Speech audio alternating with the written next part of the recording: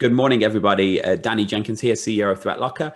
Thank you for joining our webinar this morning. We're going to give it a few minutes to let everybody get in before we get started. So if you can just bear with us for a few moments. Thank you.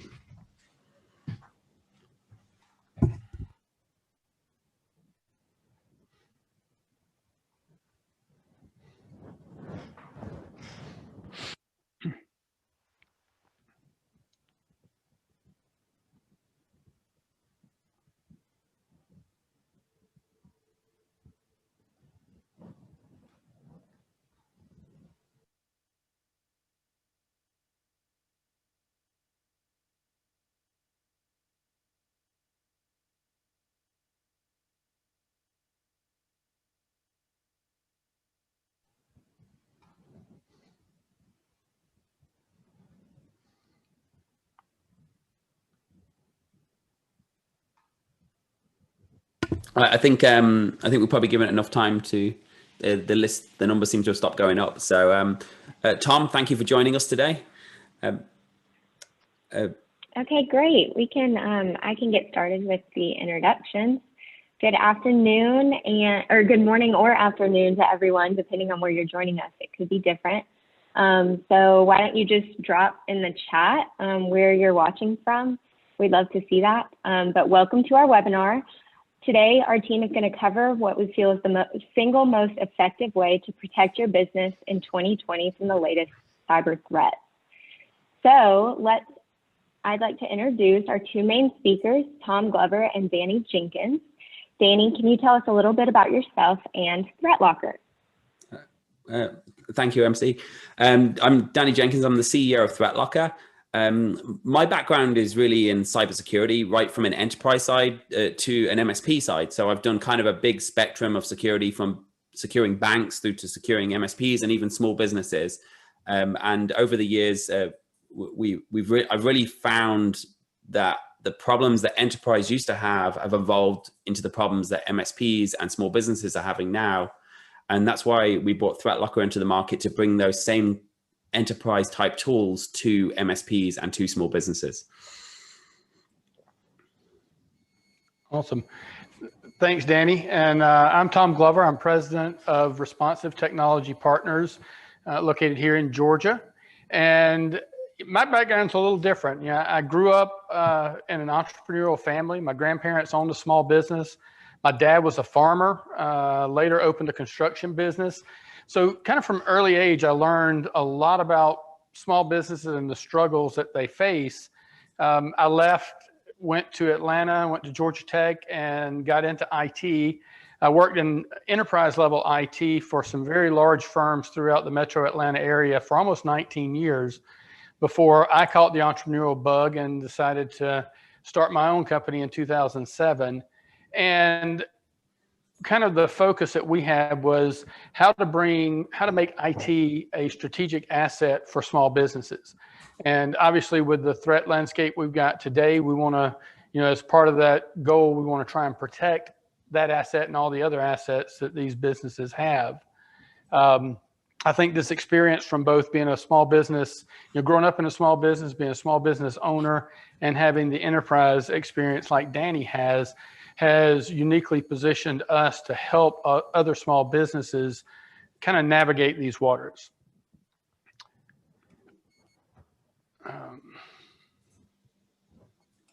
There we go.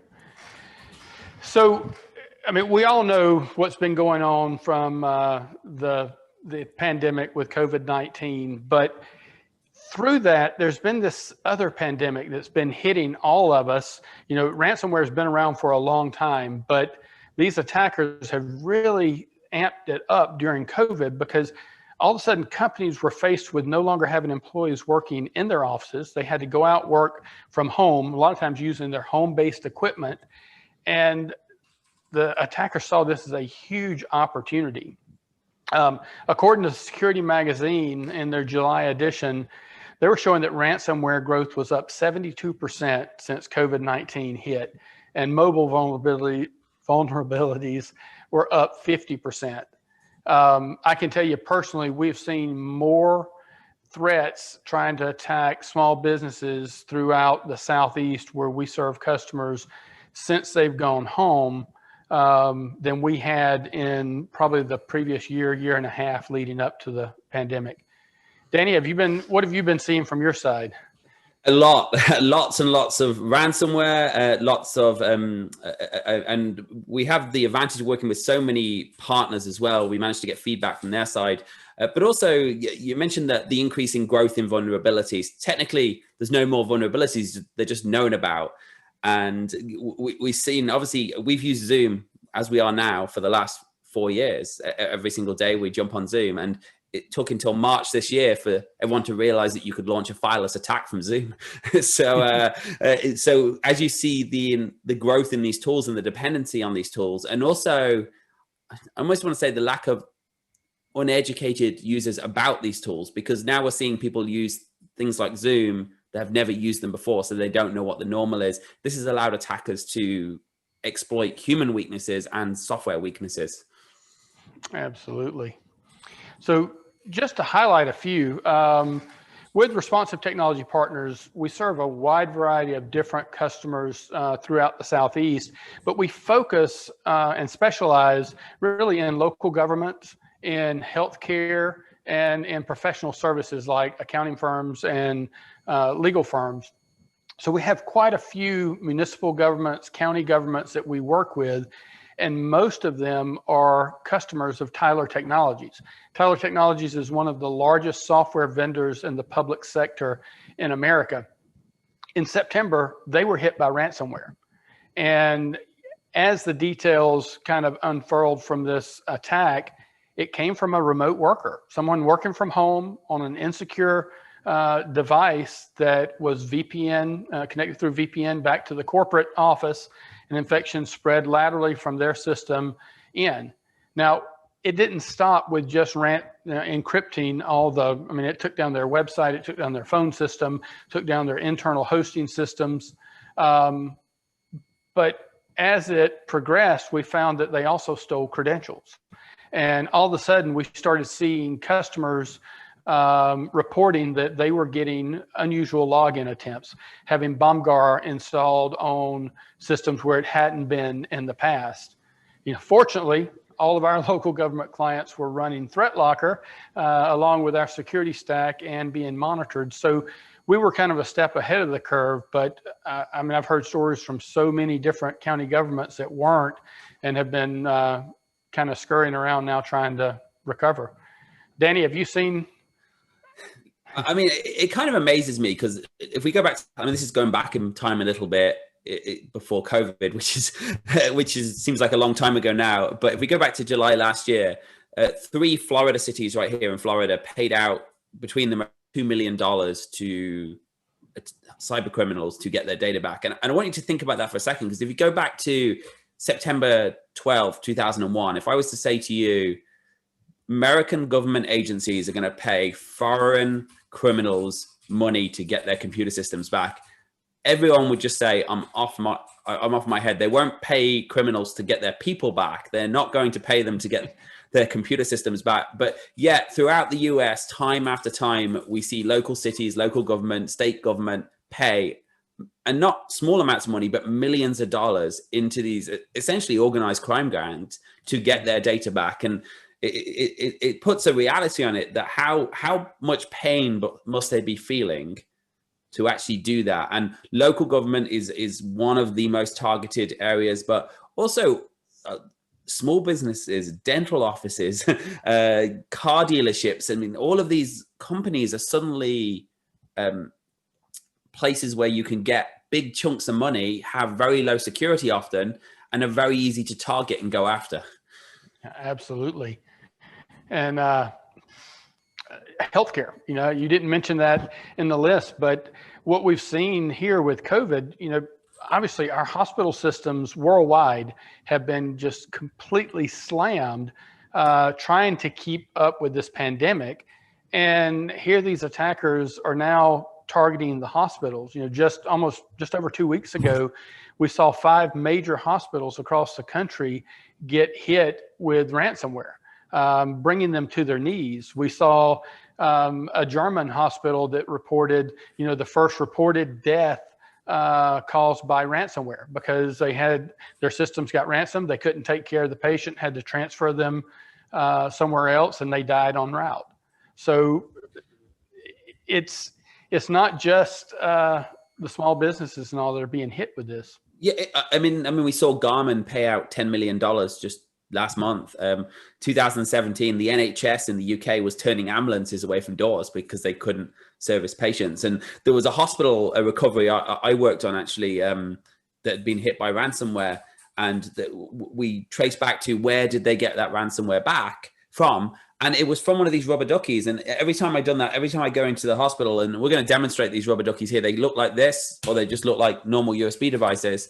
And someone had literally gone into the hospital, gone into the doctors, plugged a cable or into the back of a computer or a USB device, and then remotely sent keystrokes, which allowed them to gain access later on. And it's funny because since I saw that, I haven't been to a hospital without seeing that vulnerability sitting right in front of me. And I remember last time I was in the hospital, one of our kids, they had their x-rays up on the screen because they're always breaking bones. And the doctor had left the room, or we were waiting on the doctor. The computer was unlocked. The USB ports were exposed. And I'm just thinking, come on, this is just too easy. And the thing is that just that kind of foothold would allow you to get throughout the hospital very, very easily. And you may not be able to encrypt an entire system from there, but you get a foothold and now you're in, and then you can move to another machine and another machine. And this is what we're frequently seeing in hospitals, in healthcare, in local government, in car dealers, is just little steps. Once you get some kind of in, and then you keep moving one step closer to the golden goose, if you like, and then they launch their attack. Yeah, and I mean that's kind of the scary part, because they can be in the network undetected for months on end.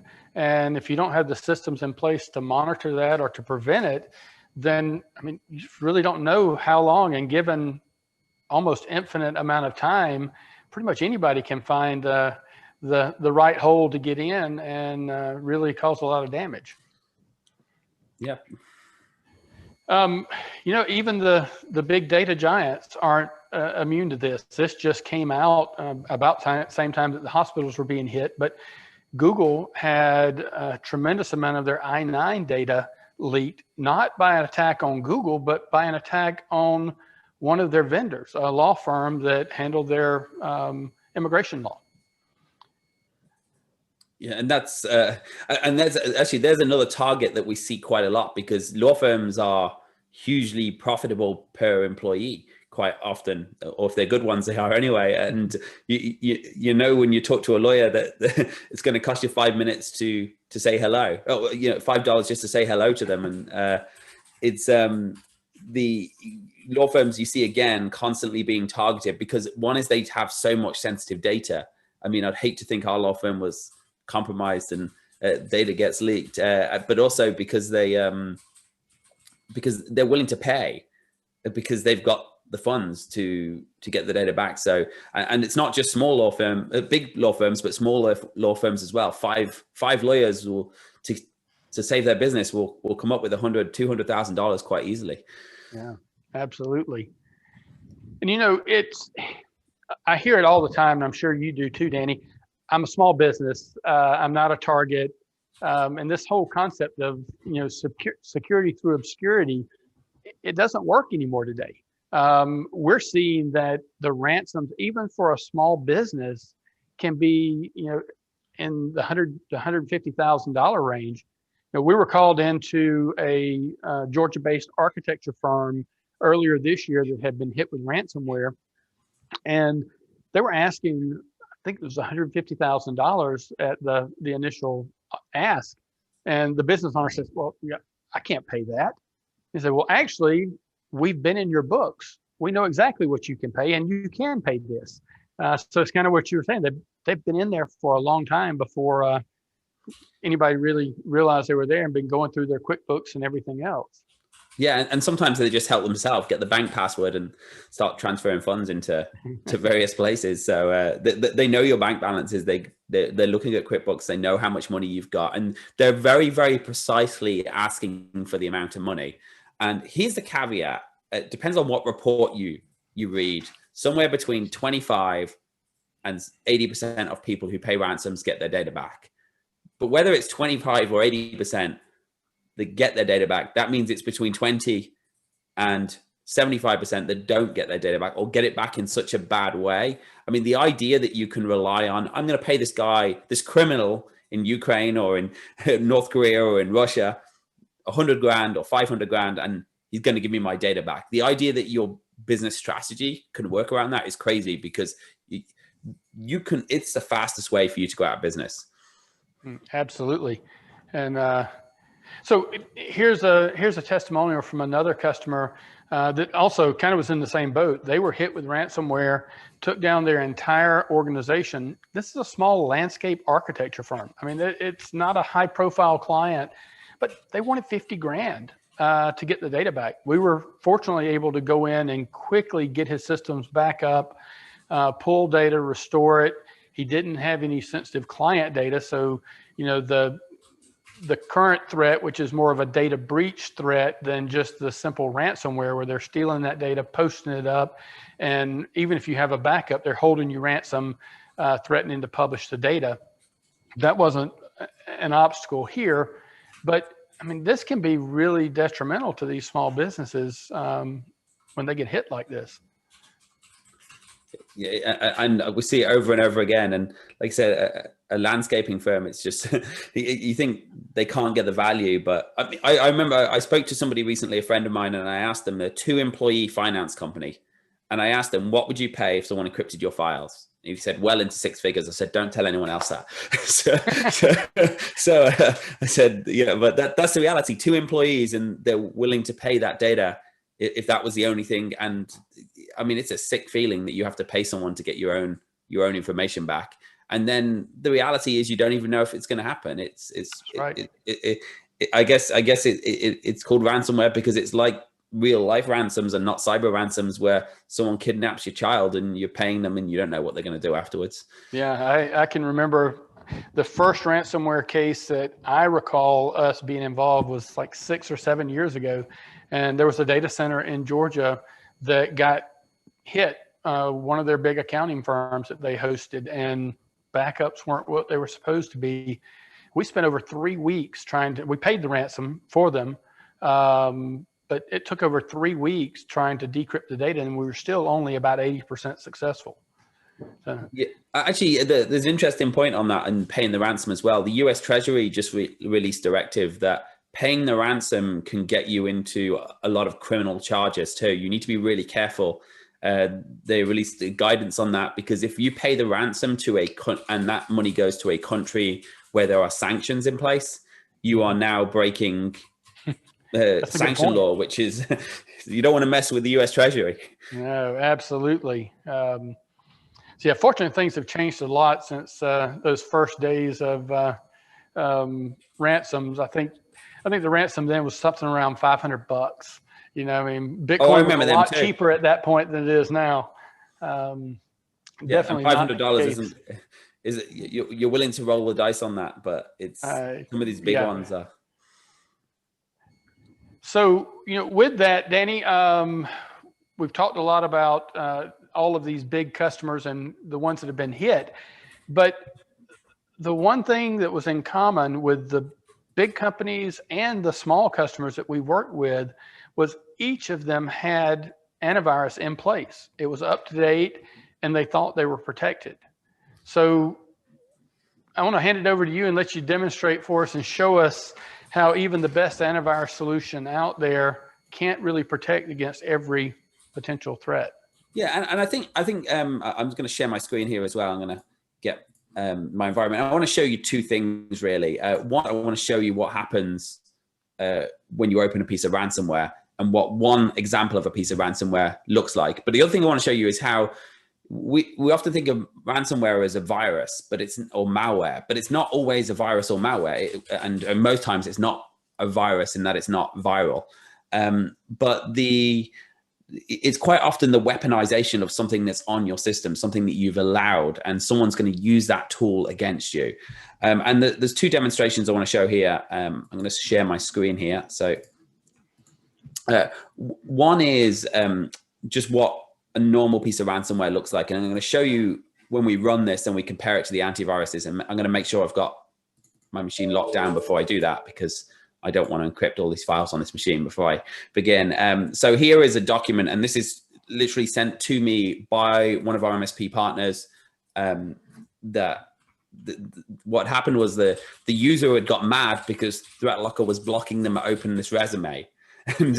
And they didn't realize this wasn't a resume. So when they open this Word document, it essentially, you see here, it's actually just tried to run something on my machine without, now I imagine the first time I clicked this, I clicked enable content and Office has remembered it, but it's tried to run this application. ThreatLocker's blocked it. Now, the one thing I want to show you that's interesting here, if we go into our audit,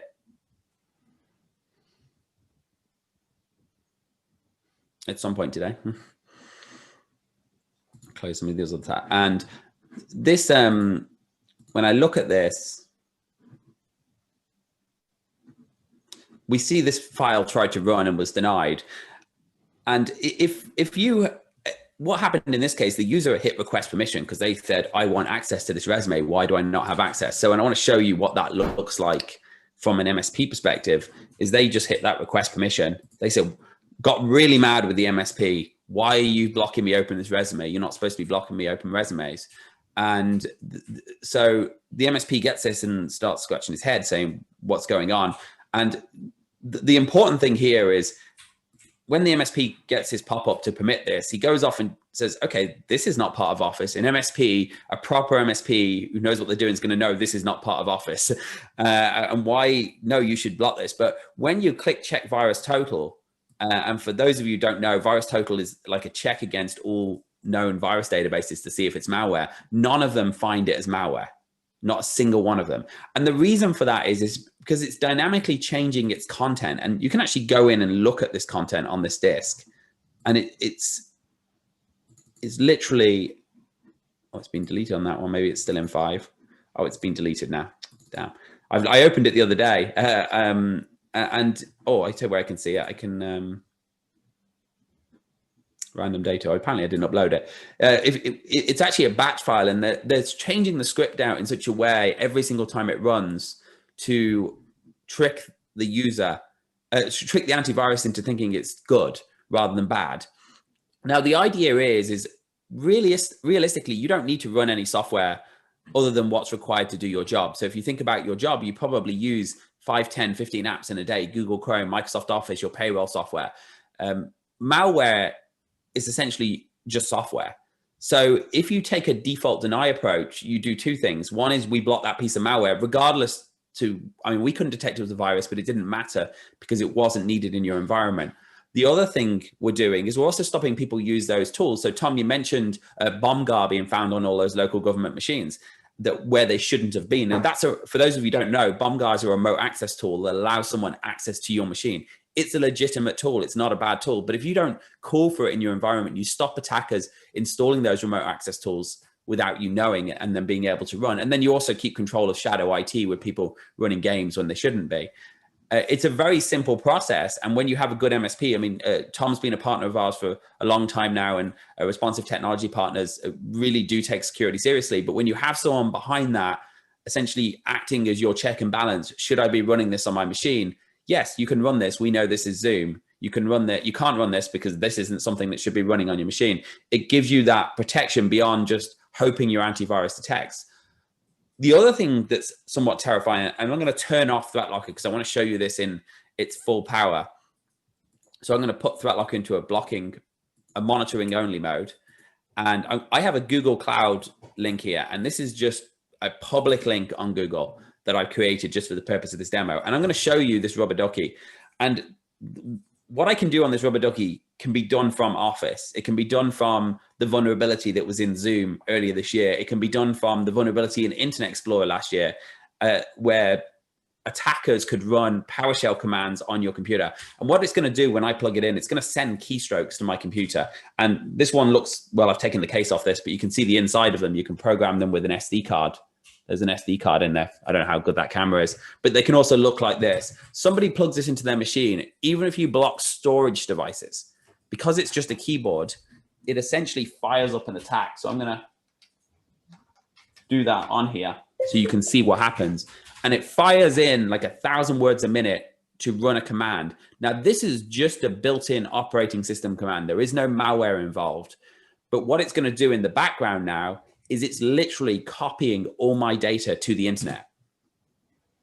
It's just harvesting everything. And I can essentially get it to do anything I want. So give it, hopefully. Check it didn't block it still. I'm pretty sure I turned off.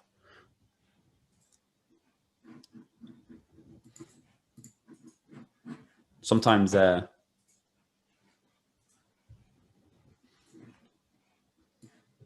don't think that's that one. Give it a second longer. It could just be taking its time.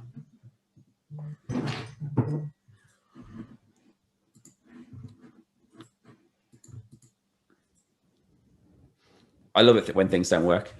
I'm going to try it one more time. Maybe it was still in lockdown. I'm going to give it one more go. And I literally just ran it before this call and it.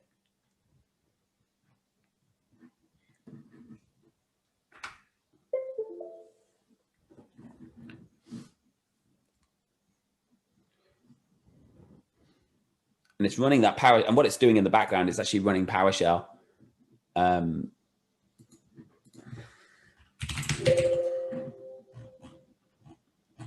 Sometimes hacking's more of an art than it is a science. So we'll give this a search again.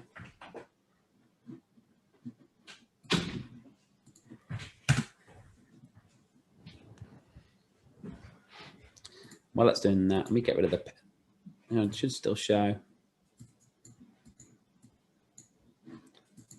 I love live demos.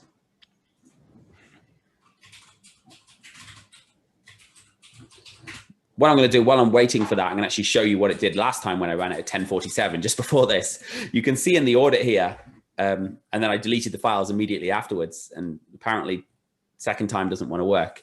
And you can see here that all of these files, every single file on my machine, which is just sample data, this isn't my real computer, is being accessed by PowerShell. And you can see that PowerShell read this file. Well, actually says it was written to it, but because it opened it with the right parameter, and then it went out to Google to copy that data to the internet. And surprisingly, it doesn't want to work the second time. So I'm going to, because it's just decided it's not going to upload the data anymore. Just check one time. I'll go for a third time. If that doesn't work, we'll call it a failure. This time you got lucky and weren't hacked, but I'm thinking something's gone wrong with my script.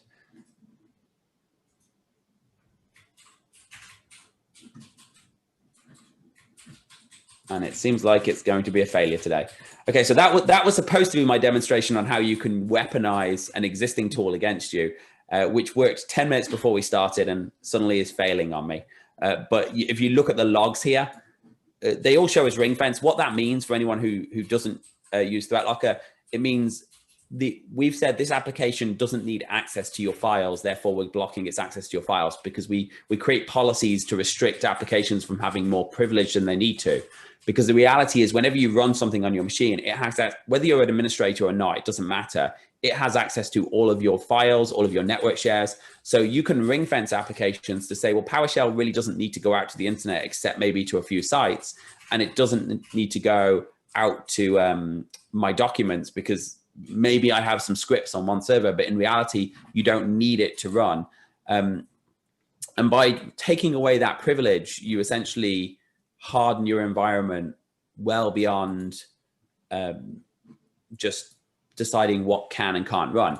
Unfortunately, my live demo is failing me today. So you can't see it copy, but there are plenty of videos online if you want to go and see it actually copying the files.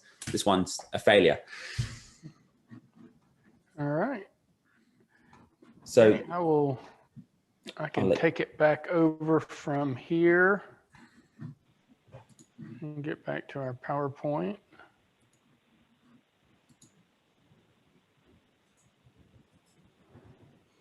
All right. At this point, we'll pause, and MC, if you want to check the chat, see if we have any questions for me or for Danny. Yeah, so we've got a lot of questions. I'm thinking you can expand on some of them. So one question is ThreatLocker installed as an agent on desktops? Yes, it runs as an agent. It runs at the kernel level, which is really important if you think back in 2017 when WannaCry took over the planet. It runs at the kernel level as an agent on desktops and on servers normally. Okay. Another one is, does your software detect unusual applications running on a desktop in the middle of the night? Hacking software, for example. So we don't detect unusual, you just have a baseline. So you essentially, when you deploy ThreatLocker, it tells you this is the software, and this is what if you're on here as an MSP, obviously this is what you're going to see, and this is really what you're going to give your customers. This is what we found in your environment. These are the policies we've automatically created, and then it doesn't let anything else come in. So it doesn't detect them running because it doesn't simply let them run. If they're not in the list, it's not going to allow them in. Versus if you're using some kind of EDR, which is detecting something that they consider suspicious, we just assume everything's suspicious, everyone's bad, and nothing new can run. So if you allow TeamViewer to run normally, that's fine. If you don't allow it, it just doesn't let it run. Okay, awesome. And then I'll give you one more question. It says, can the end user close ThreatLocker, or is it password protected? So yeah, it's not password protected, it's tamper protected in that you can turn it on and off from the portal. So the service, and if you're an MSP, and I'm going to show myself up because I stop things all the time here.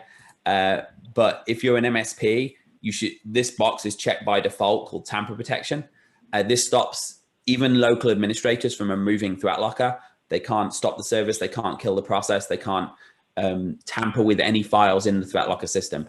This should always be on in your system. And if you are an existing client, I recommend that you just check it is on. The only reason it's off on mine is this is my demo virtual machine. So I constantly put test builds on there. Okie doke, thank you. All right, thanks, MC. And so we're going to kind of switch gears just a little bit here and talk about our security stack and the things that we see most lacking in organizations. You know, the first one is security awareness training. I can't talk enough about that because honestly, no matter how much work great people like Danny do or we as MSPs do, our weakest link is still that end user. You know, and they're going to do that unexpected thing that nobody thought of them to do. And that's what these hackers and attackers are taking advantage of. So having that security training, security awareness, and starting to build a culture of security within the organizations is really our first layer of defense. Wouldn't you say, Danny? Yeah, that's it. And it's making sure that, and I always like to look at any part of security as three angles. There's the human angle and making sure that if the human doesn't open the email, that's the best defense in the begin with. Now, unfortunately, and we as a company go through endless training for our staff and phishing tests and things like that.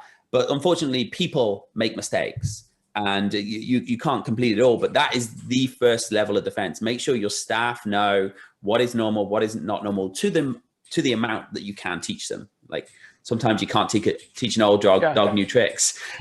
Well, you know, we know we're successful when we get the tickets into our ticketing system asking, hey, is this legit?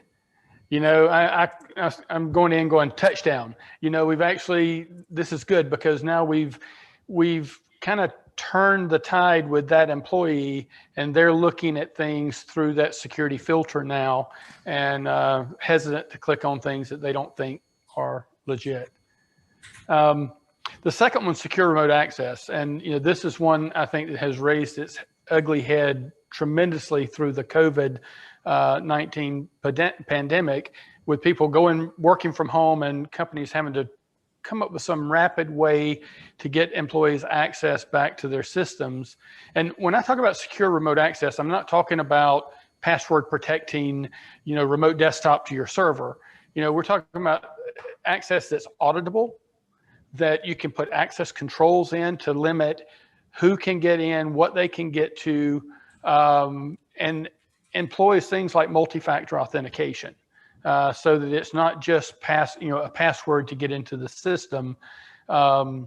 but something that's going to require, a code coming through text or a code from Google Authenticator or Microsoft Authenticator. Then we look at advanced email filtering. I'm not going to count the number of places we've been in that have Office 365 and they go, oh, well, Microsoft does quarantine for us. They pick everything out. Just the raw email filter from Microsoft lets through tremendous amounts of things that really shouldn't be there. And then we look at application control, which is where both number 4 and 5, application and storage control, is where ThreatLocker really comes to play in the stack. Controlling, in the past we would block applications. We would say, oh, that's a bad thing, and it's either coming from a database from a antivirus manufacturer, or through policies that we've put in place through group policy or whatever. And what ThreatLocker does and what Danny brings to the table is you flip the table on that and you say, we're going to whitelist. We're going to say these are the only things that are available to run in our network and take complete control over that application layer. And then the storage layer as well, as Danny was saying, and we'll get him to demonstrate in a minute on how ThreatLocker is monitoring and showing us what's happening with files on the file system. And then the last one I'm going to touch on briefly is IoT. We all have devices, whether it be Alexa, or our Apple HomePod or whatever. We never think about bringing that into our corporate environment, hooking it up to the Wi-Fi on the corporate Wi-Fi. And now all of a sudden you've got a device that you have no control over, no visibility into what it has and how it's working, and it's sitting on your corporate network. Danny, what have you seen around that? I've seen some really scary stuff in hospitals, and so there's the Alexa issue, which she knows everything you're doing. But and then there's light switches and other things like that are potentially vulnerable access points that someone can attach to. So there was a vulnerability in the Ring doorbell where you could actually attach into the hotspot. Things like that could give people entry points into your network. So segregation of them is really important. But there's also scary things in like hospitals. I mean, hospitals run MRI machines, OR integration machines, which essentially devices that are, well, in many cases running Windows, but not necessarily patched or managed by your MSP. So it's important to make sure that they are patched and managed by someone, but it's also important to say, do they really need access to everything else? Do they need to be on the same network because I've seen robots that do surgery send out spam emails, and that just scares me. Yeah, it's funny you mentioned that because we do work in manufacturing facilities, and one of the most common things I find when we do a network assessment is all of a sudden these Windows XP boxes start popping up. It's like, who the heck is running XP? Well, you start investigating, it's a CNC machine, with an embedded version of Windows XP running, and it's hardwired right onto the corporate network with internet access. And I get sometimes you can't get rid of them. And when you start talking about millions of dollars for a piece of equipment and you say, I don't have a business justification to upgrade it, but they have to be segregated. They have to be in their own VLANs, their own networks, and not touching anything else and not letting anything else get into them because they are vulnerable. Mm-hmm. So I kind of talked a little bit about your whitelisting. I could do my best at trying to explain everything that ThreatLocker does, but there's no way I could do justice to the way that you can demo it for us, Danny. So real quick, I'll hit a couple of other things and then we'll jump into the next demo. We talked about the impact to small businesses. And, I started doing cybersecurity webinars 4 years ago. And I used these same statistics 4 years ago. And every time I go back to revamp my slide deck, they still hold. There's an estimated 25% of all small businesses that get hit with a ransomware attack and have cause to shut down, never reopen. And Danny, have you seen that? I mean, you get more visibility than I do, but yeah, and unfortunately, I mean, even with COVID and everything that's happening today, the most likely way anyone is going to go out of business is a cyber attack. And I remember I was talking to an insurance company in Australia in 2014. They'd had a ransomware attack, and then they did survive. Well, they survived in the short term because we got about 70% of the data back. They paid the ransom. And again, it wasn't a big ransom back then. But I remember speaking to the owner of this business, the CEO, about a week into the recovery efforts, and we were helping with the recovery. This is before my ThreatLocker days. And he was crying. I mean, a fully grown man was crying that his entire business was gone. And it really hit home. It's like, how does that happen? How can it be that quick that you're out of business? But we see it over and over again. And there's also been a false illusion that once you get recovered, that you're done. But I think the next point that you've said, 50% go out of business within 5 years. If you've had a ransomware attack, if someone's encrypted your files, they've had access to everything. So you go back to that point that they said, well, we know how much money's in your bank account because we can see it in your books. We looked at your books. But it's not, they've also taken that data, and often they capitalize on it. They either resell it to other cyber criminals so they can reattack you, because knowing, I mean, I used to do a lot of white hat hacking and red team stuff. Knowing someone's network, having a map of their file structures, how their business works, who they're partners with, makes you a really, really easy sitting duck. And that attacker might not come back after you, but that information gets sold on the web, and they may leak that information. They may go after your customers. They might not even go after you again. They may go after your partners. Of course, if they go after your customers and they start going out of business, that's not good for you either, because then you start losing them. But there's lots of things that you don't know. And I always say, if you break a mirror, you get 7 years bad luck.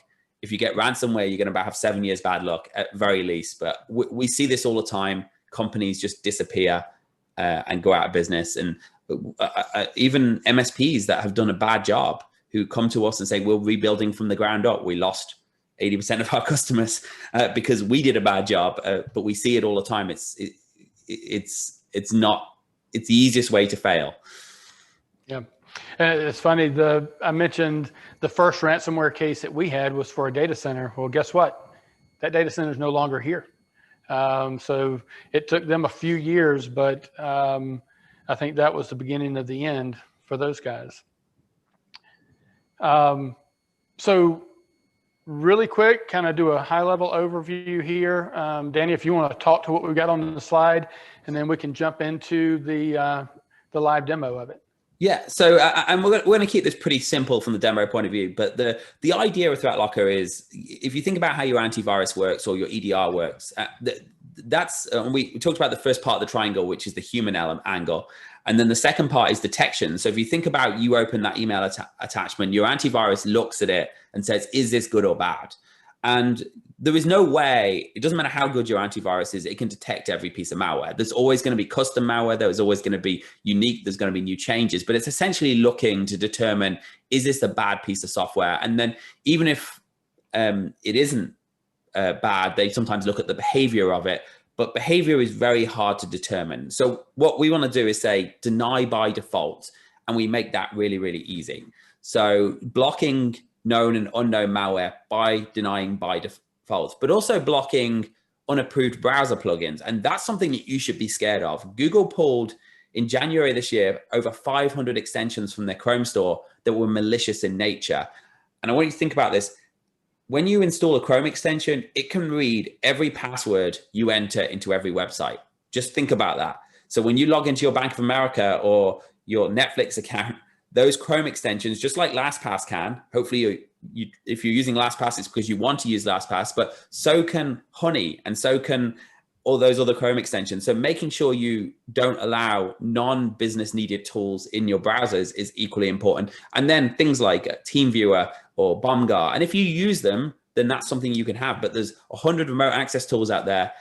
Shrinking that surface area to one means that attackers are a lot less likely to get remote access. And then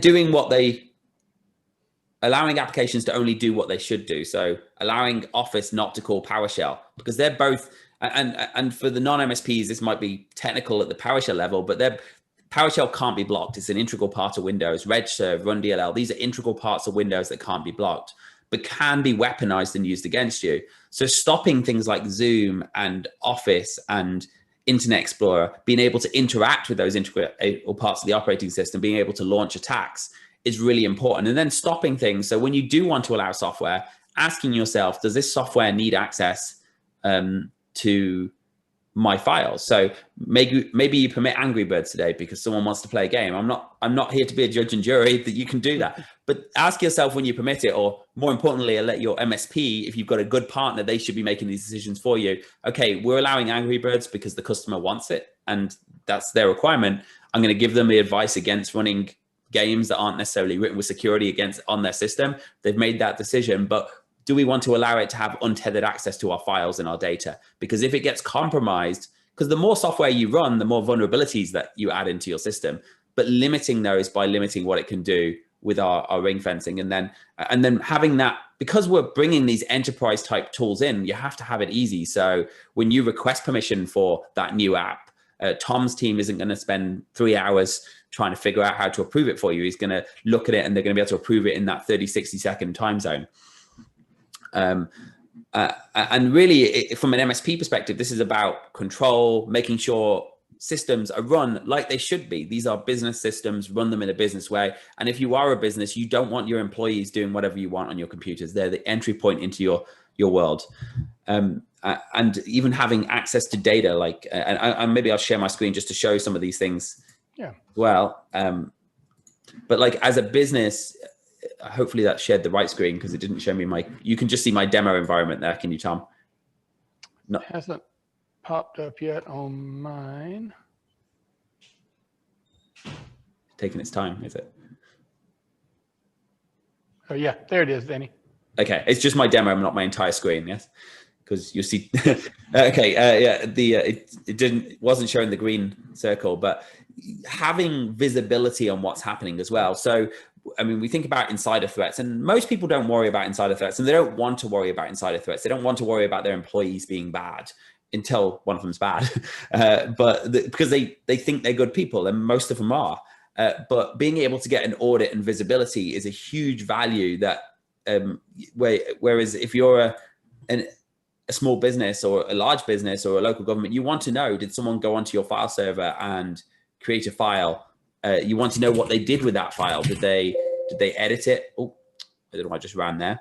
Did they edit that file, save it, copy it to a USB drive? All of those things, you want to know if they copied it onto their documents folder. Did they access it from their web browser?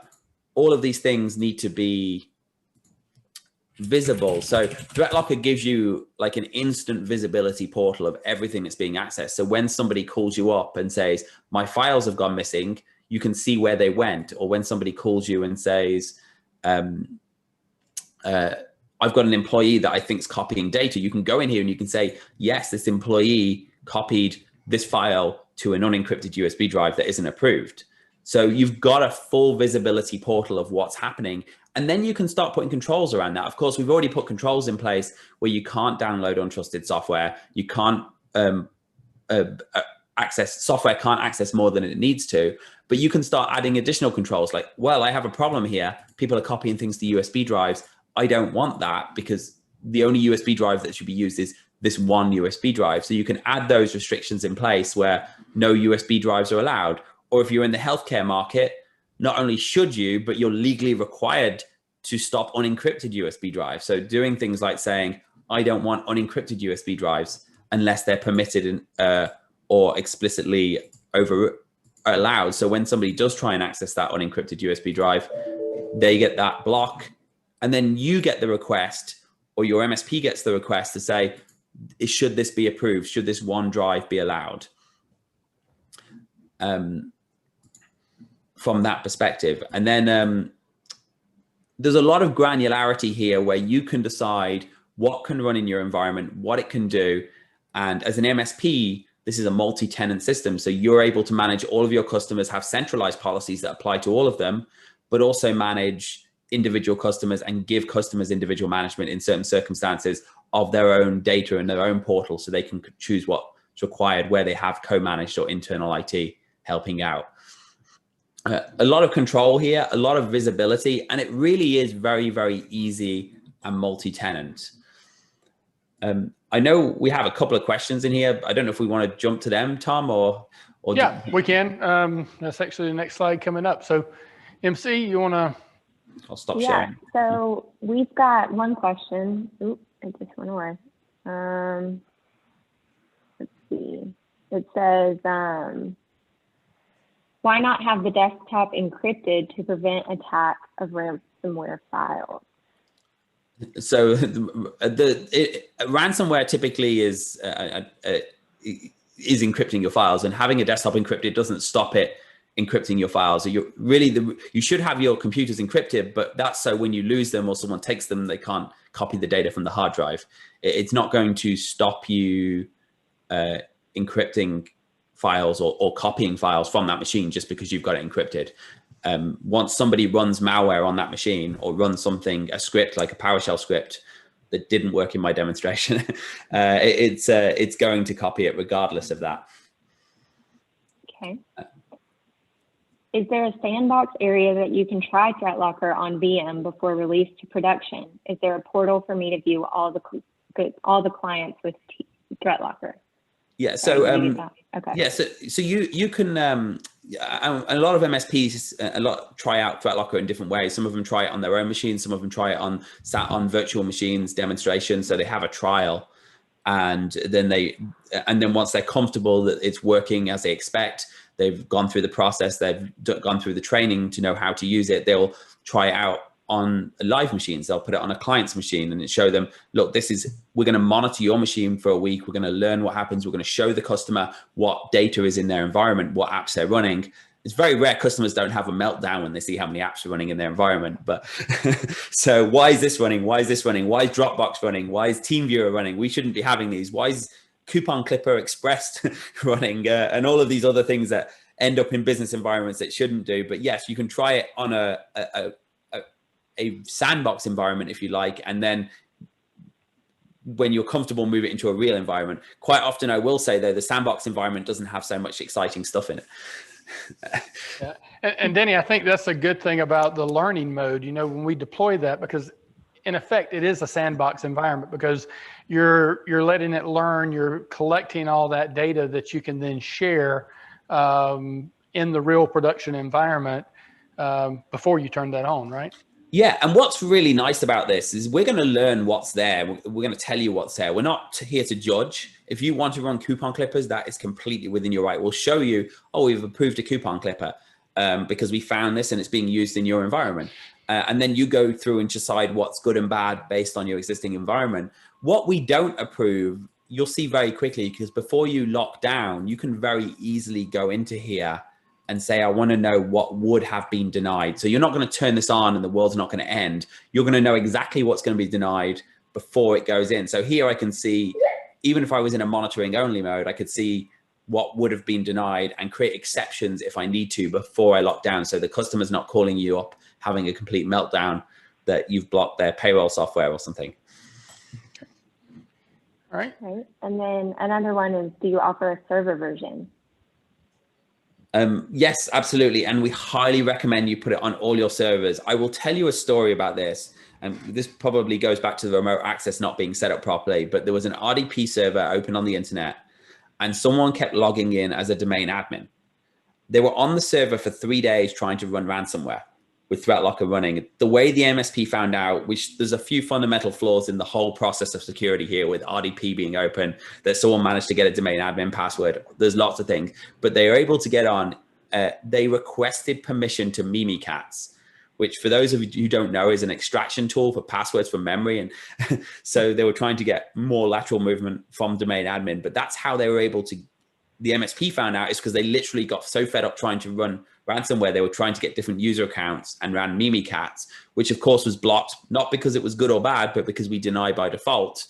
When they requested permission, the MSP got this request saying, who's trying to get Mimikatz on my server? In that case, that server would have been encrypted if they hadn't had Mimikatz on it. When they looked through the logs, they realized there was software denied for 3 days before that, every morning at 5 a.m. All right, MC, we're going to step on. We're getting close to the end of the hour here, and we'll have one more opportunity for some questions at the very end. So just to kind of give everybody an overview how within Responsive Technology Partners, we use this and how it works for our customers. When something is blocked, you'll see a screen that pops up like we've got here from Danny's machine, and it gives the end user an opportunity to request that that application be allowed. When that happens, it's integrated to our ticketing system, so a ticket gets created and popped up on the desktop of one of our help desk technicians. Given that this is a security aspect, they're going to engage a higher level technician to look at it and evaluate it quickly to make sure that this is something that we really want to allow. Most of the time, it's going to involve a phone call to the end user to say, what is it you're trying to do, so that we kind of understand better what's going on.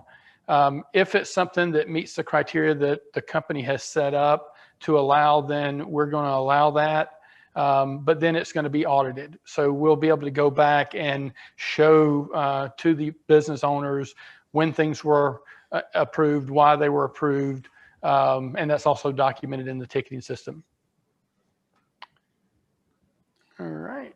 And what's really important about that workflow, and I can't stress this enough, we get customers come to our website, small businesses come to our website saying, we want to buy ThreatLocker. The answer is you can't buy ThreatLocker because you need a partner that understands what security looks like, understands your business. This isn't, it's kind of like the 5 confirmation messages you press already when you install malware and people bypass them. The idea of this is you have to take away the control, because training can't train everyone. So you have to take away the control and let the security professionals, a proper MSP, and we've worked with Tom for a long time now, and they are truly an MSP that cares about your security and cares about your business not failing. So having a good partner to approve those requests is essential if you're going to adopt a zero trust model.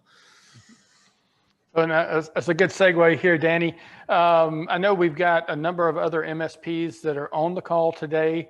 So for any of them, if you're interested in ThreatLocker, I've got a link that's on the slide deck here, but MC has also posted this link into the chat. So you can click there to schedule a demo and work with Danny and his team to look at becoming a partner. If you're on the call and you work in IT for another company, maybe a larger company, then we work with IT departments all the time in a kind of a co-managed environment from security perspective, where we can help augment your team, help bring that expertise to the table, and help you be successful, in protecting your environment. So we welcome you to give us a call at 404-424-8585, or a little bit later, MC is going to post a link where you can book a slot directly on my calendar to talk further about your environment, about your specific needs, so we can explore, how we could work together. And then finally, if you're not in IT, if you're a business owner or a manager of a business and you're concerned about your business, then give us a call as well, again at 404-424-8585. And let's talk about, what you've got, what your specific challenges are, and look at ways that we can help you out. I'll throw up a couple of things that 2 of our customers had to say. One of the customers is a designer. Now, she's a customer of ours, but she's also a partner. So she's been so happy with the work that we've done. She has referred us over and over to her clients when they were having IT problems. The second testimonial here is from a guy who ended up being a good friend of mine. He actually had been in the IT industry for a long time, retired from IT, and opened a doggy daycare. And really just wanted to focus on running his business. He knew that he could do the work, but he didn't have time to do IT and, grow his business, which he grew to, I think there are now 5 or 6 locations throughout Metro Atlanta. So we stepped in and been a partner with them for a long time and helping them secure that environment, but also keep it up and running. And then finally, as I said, MC is going to post a link there in the chat. If we've got anybody on the call today that is interested, if you feel like you're not being protected the way that you need to be, normally when we come in and we do a network and security assessment, that's a paid engagement. Starting point is around $500, which is pretty cheap actually when you look at the work that we do and what we bring back to you. But for anybody that's on the webinar today and signs up to do a 10-minute quick call with me, then we'll waive that fee. At the end of it, I'm not going to give you a heavy sales pitch and aggravate you to death with things. I'm going to give you a list of what we found, give you some recommendations, and show you how the tools like ThreatLocker that we've talked about today can be used to protect your environment. If you want to take that and go to your current IT provider or shop it around, I'm fine with that. But my goal is to make sure that I can help as many businesses as I possibly can to secure their environments so that we quit seeing the headlines every stinking day of yet another company being attacked. All right. We've got a couple of minutes left here. MC, have we got any other questions that we want to go through before we wrap this up?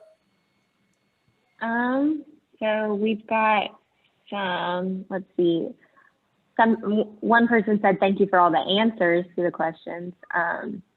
What if the VM needs to be copied or restored? Is there a procedure to replace the agent tied to a MAC address?